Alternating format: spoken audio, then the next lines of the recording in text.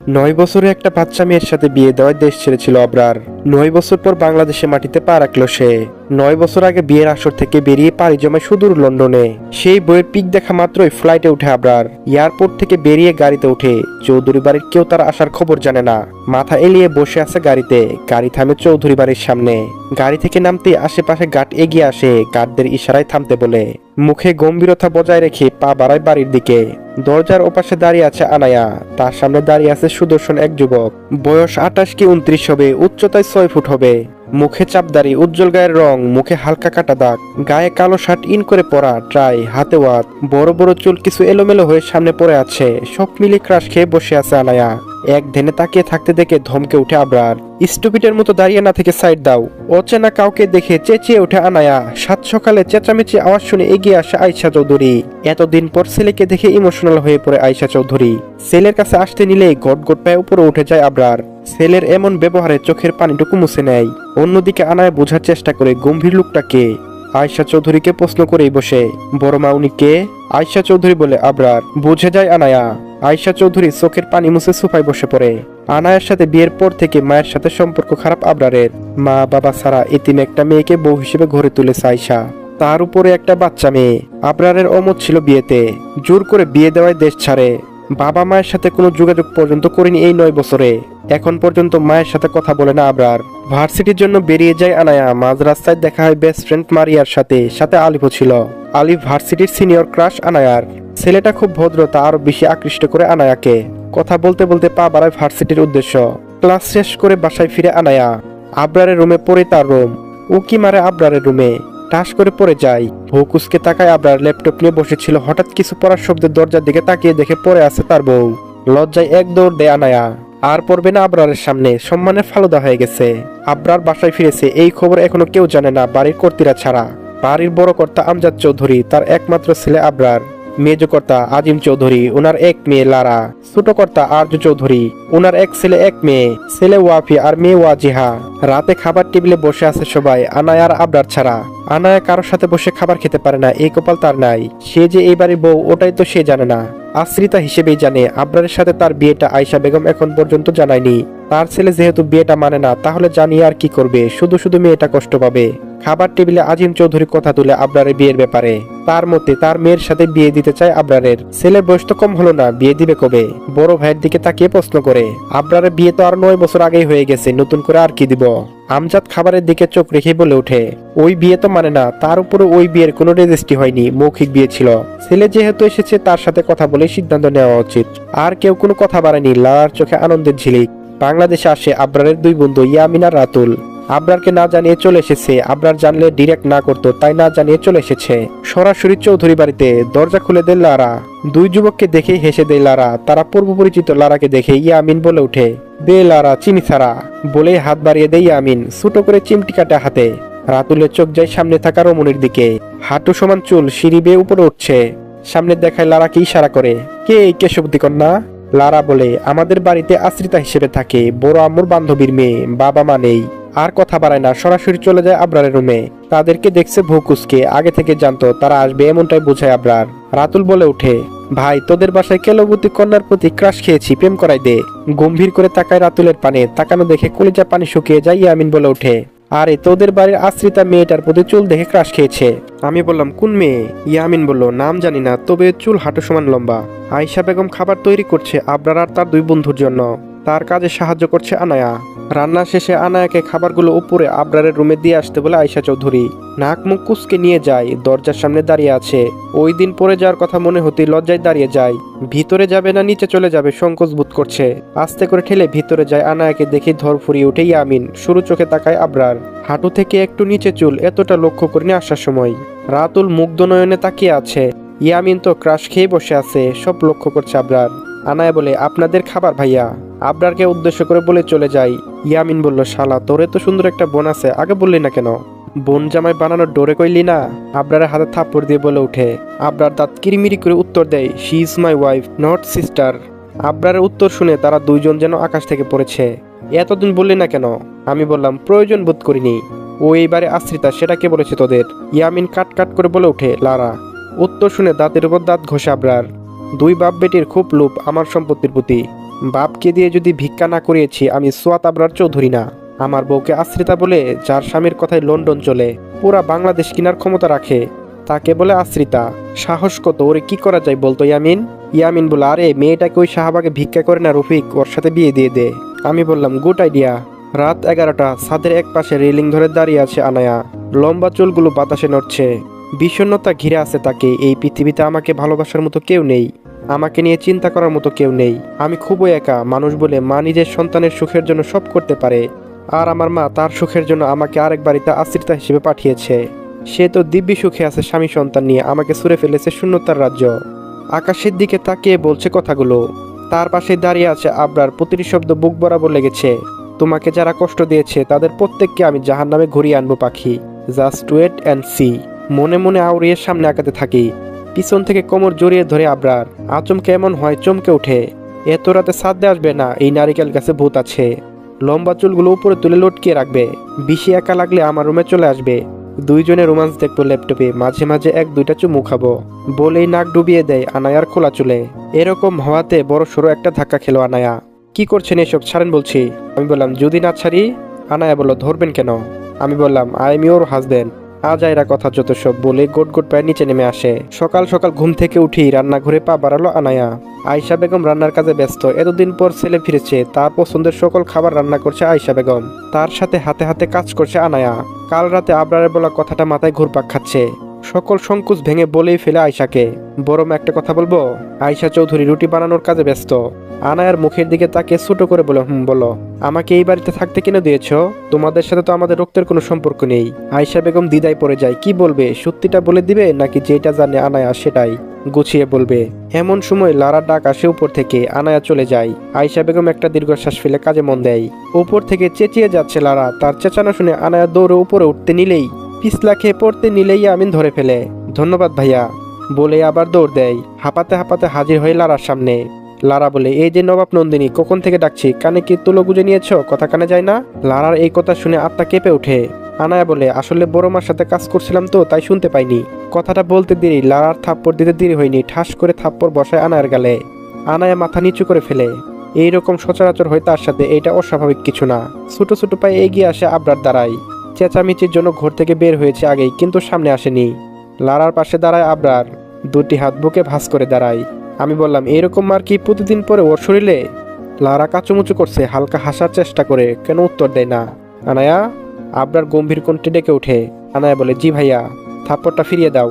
বিস্মিত হয়ে দাঁড়ায় আনায়া, চোখ দুটো বড় বড় করে তাকায় লারা। রাগে ফর্সার নাকটা লাল হয়ে যায়। আবরার দাঁতের উপর দাঁত ঘষা ওড়ায়। How many times do I have to say this? চিল্লিয়ে উঠে আবরার। তার কণ্ঠে শুনে ইয়ামিনার রাতুল এসে হাজির হয়। আনায়া মাথা তুলে তাকায়। ঠাস করে থাপ্পড় লাগায় লারার গালে।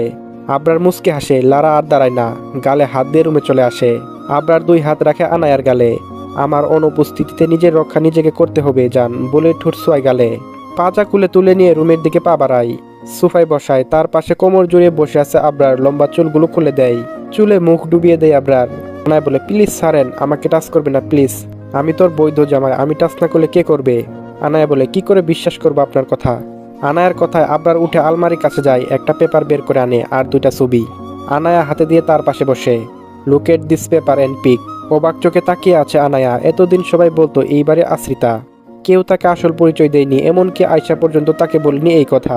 সে পেপার আর ছবিগুলো নিয়ে বের হতে নিলেই খুলে ফেলে আবরার, বিছানায় শুয়ে দেয়। আনায়া ছুটার জন্য চেষ্টা করছে, সুটাম দেহের একটা মানুষের সাথে পেরে ওঠেনি। তার স্থান আবরারের দেহের নিচে হয়।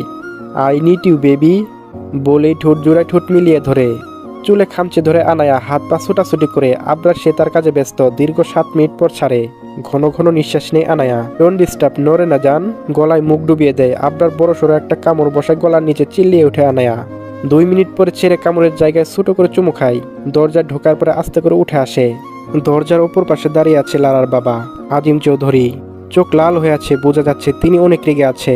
আবরার ডোন্ট কেয়ার ভাব নিয়ে দাঁড়িয়ে আছে। ওই মেয়েকে দিয়ে আমার মেয়েকে মার খাইয়েছ? আপনার মেয়ে নিজের দোষে খেয়েছে বলে চাচার মুখের উপর দরজা আটকিয়ে দেয়। বড় বড় করে পা ফেলে আনায়ার কাছে আসে। যাও, সব কিছু এই রুমে নিয়ে আসো। আজ থেকে তুমি আমার সাথে থাকবে, আমার রুমে। তোমার সময় 10 মিনিট।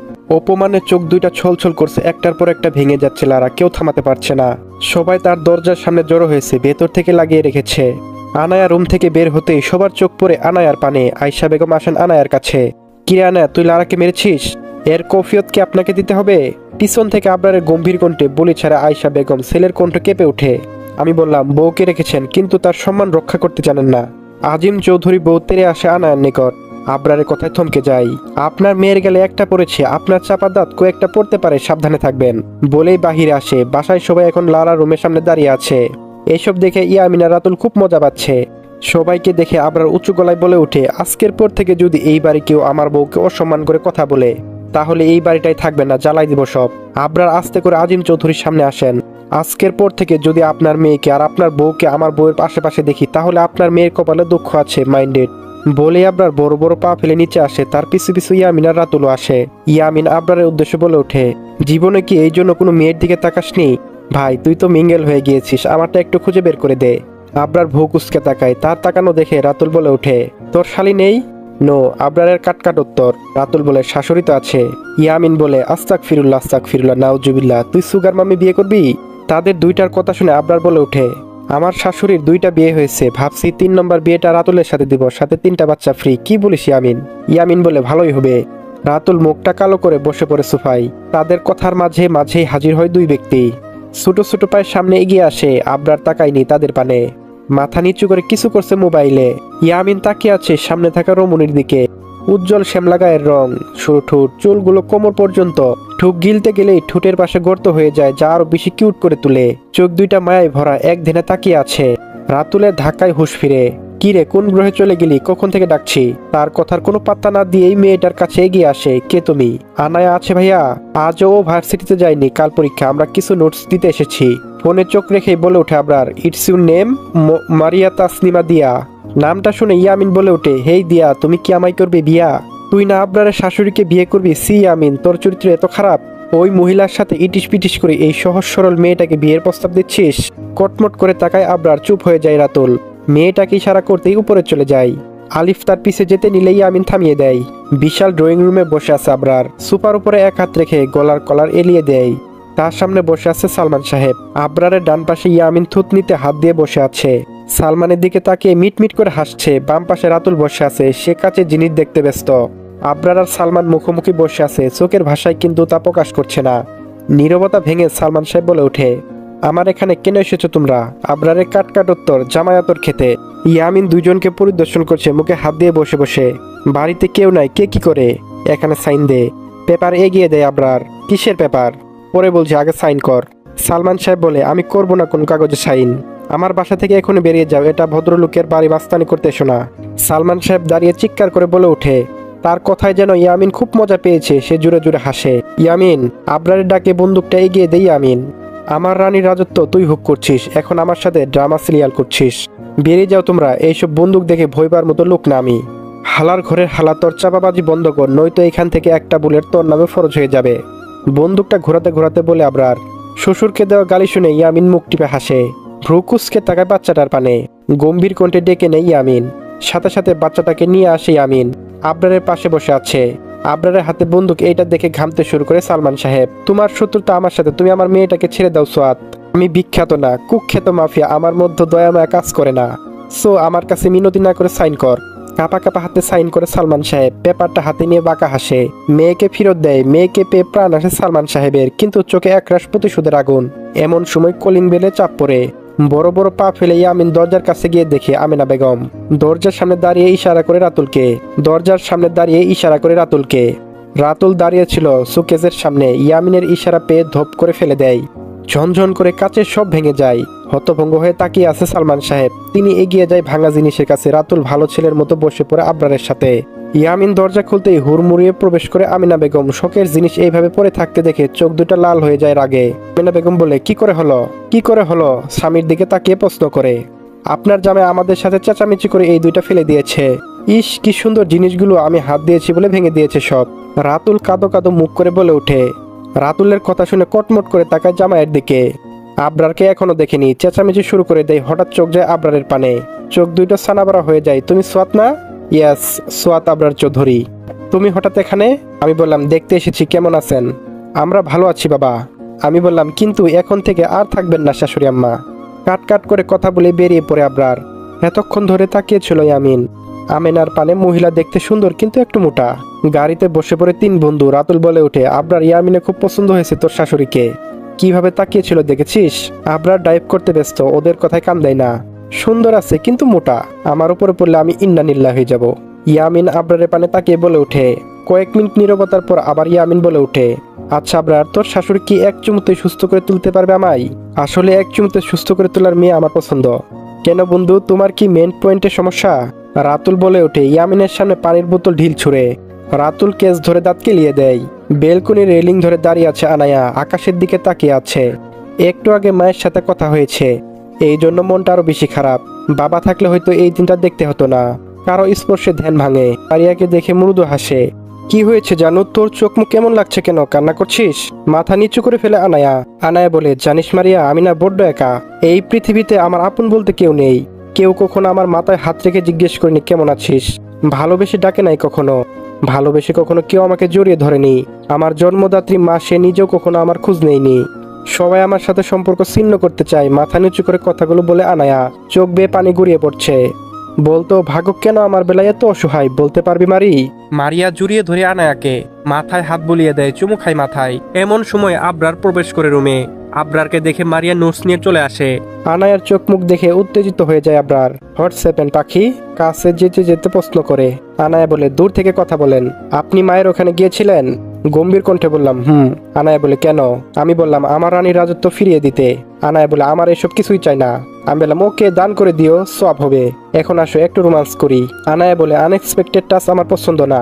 আমি বললাম, আমি তোর বিয়ে করা জামাই লাগি, তোকে টাচ করার রাইট আমার আছে। শূন্যতার রাজ্য ছুঁয়ে ফেলে দিয়ে চলে গিয়েছিলেন, এখন আবার অধিকার দেখাতে আসছেন কেন? আমি বললাম, বাসর করতে 9 বছর আগে বিয়ে করেছি, এখন পর্যন্ত ভার্জিন আমি। বিশ্বাস না হলে চেক করে দেখতে পারো। অসভ্য বলে বাহির হতে নিলে টান পরে হাতে। সোজা আবরারে বক্ষে পড়ে। সভ্য হলে তো বাচ্চার মুখ দেখতে পারবে না, তাই আমি অসভ্য হই। বলেই ঠুটজোড়া আঁকড়ে ধরে ফুপিয়ে উঠে আনায়া। ছেড়ে দেয় আবরার। সোজা হয়ে দাঁড়াই। গম্ভীর কণ্ঠে বলি ছাড়ে, ঠিক আছে, টাচ করবো না। 9 বছর আছে, আরো 9 বছর থাকবো বাচ্চার মুখ দেখতে দেখতে। 80 হয়ে যাবে, সমস্যা নাই। রাতের খাবার তৈরি করতে ব্যস্ত আনায়া। আয়শা চৌধুরীর সামনে চেয়ারে বসে আছে। লালার গালে কালকের থাপ্পড়ের দাগ এখনো লেগে আছে। রাগান্বিত চোখে তাকায় আনায়ার পানে। মাথায় খুব বুদ্ধি চলছে, রুমে চলে যায়। রুমে বসে আছে। 5 মিনিট পর আনায়ার ডাক পড়ে। আনায়া চলে যায় লারা রুমে। এই দিকে আমার এই টেবিলটা একটু ওইদিকে নিব, আমার পেনটা না পড়ে গিয়েছে, সাহায্য কর বলে বিছানা থেকে উঠে দাঁড়ায় লারা। বাঁকা হাসে। আনায়া কোনো কিছু না ভেবে কাছে যায়। দুইজন রুমে এক কোণে দাঁড়িয়ে আছে। হঠাৎ লারা আনায়ার চুলের মুঠি ধরে নিচে ফেলে দেয়। আমাকে থাপ্পড় দেওয়া, দেখ এখন কি অবস্থা করি তোর। নিচে ফেলে পা দিয়ে মুচড়ে ধরে হাত ব্যথায় কেঁদে উঠে আনায়া। হাত ছেড়ে উঠে দাঁড়িয়ে টেবিল থেকে ফল কাটা ছুরি নিয়ে যায় মুহূর্তেই। মুখে কাটা চামচ এসে পড়ে, বিধে আছে ডান গালের পাশে। আহ শব্দ করে উঠতে দরজার পাশে তাকায় আনায়া। আবরার দাঁড়িয়ে আছে। বড় বড় পা ফেলে লারার সামনে দাঁড়াই। আমি মেয়েদের গায়ে হাত তুলি না, আর যদি তুলতে হয় তাহলে ওই মেয়ে পৃথিবীতে 1 ঘন্টা বাঁচতে পারে না। আমি আজকে নিয়ে তোকে 2বার ওয়ার্নিং দিচ্ছি, যদি তোর জীবনের প্রতি মায়া থাকে তাহলে ওর দিকে আর তাকাবিও না। বলে আনায়াকে কুলে তুলে স্থান ত্যাগ করে কটকট করে তাকিয়ে আছে লারা। মনে মনে কোনো একটা প্ল্যানিং করছে। বাঁকা হেসে মুখ থেকে চামচ খুলে দাঁড়ায় আয়নার সামনে। আজকে তুমি আমার মুখে আঘাত করেছ, তোমার বউকে এমন অবস্থা করব তুমি নিজেও তাকাতে ভয় পাবা।